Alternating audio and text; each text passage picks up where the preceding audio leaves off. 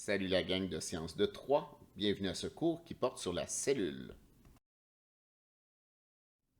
Il est important de se rappeler qu'un organisme humain, comme tous les organismes vivants, est organisé selon une complexité précise. Il y a premièrement la cellule, unité de base de tout vivant. Ces cellules forment des tissus qui forment des organes, qui forment eux-mêmes des systèmes. Par exemple, les cellules nerveuses constituent les tissus nerveux, qui composent le cerveau, qui fait partie du système nerveux. Premièrement, la cellule est l'unité fondamentale à la base de tout être vivant. Voyons maintenant les différents organites qui composent la cellule.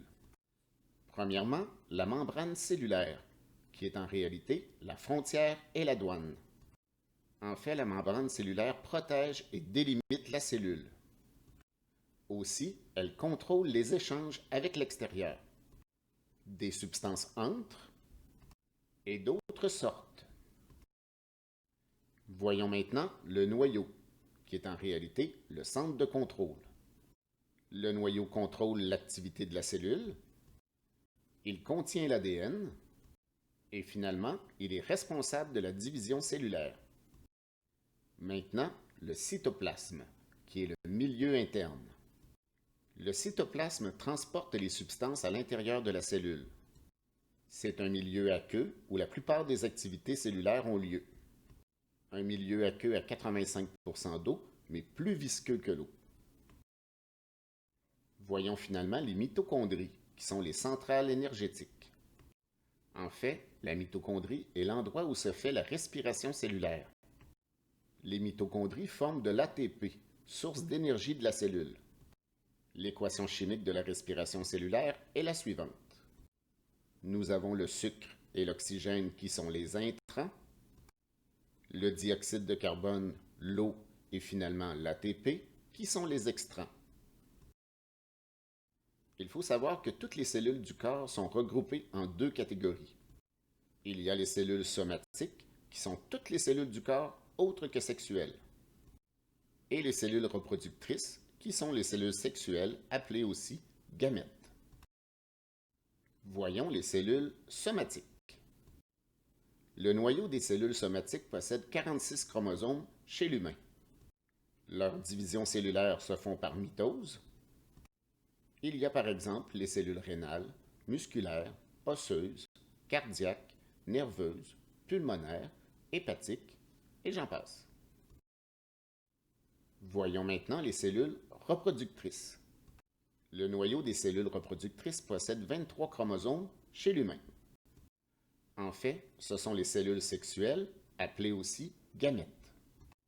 Leurs divisions cellulaires se font par méiose.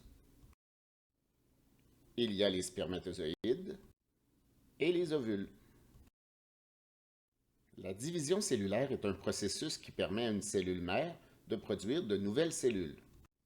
Chez l'humain, il existe deux types de division cellulaire dans le corps humain, la mitose et la méiose. Ces deux processus sont responsables de la croissance, du remplacement des cellules mortes, c'est-à-dire la régénération, ou de la formation de cellules sexuelles. Premier type de division cellulaire, la mitose. En fait, la mitose est le type de division des cellules somatiques. Il permet à une cellule mère de se scinder en deux pour donner deux cellules filles génétiquement identiques à la cellule mère. La cellule mère et les cellules filles possèdent les mêmes 23 paires de chromosomes, c'est-à-dire 46 chromosomes. Elles sont diploïdes.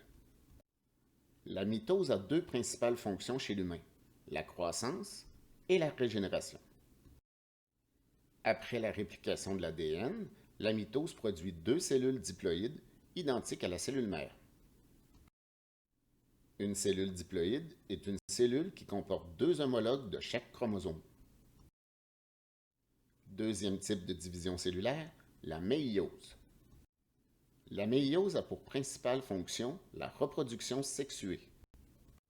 La méiose est le processus de double division cellulaire permettant la formation de gamètes ou cellules sexuelles. À partir d'une cellule mère diploïde, on obtient 4 cellules filles haploïdes, c'est-à-dire un chromosome de chaque paire, soit 23 chromosomes, au matériel génétique différent. Les chromosomes homologues se séparent, puis se divisent afin de donner 4 cellules haploïdes différentes à la cellule mère.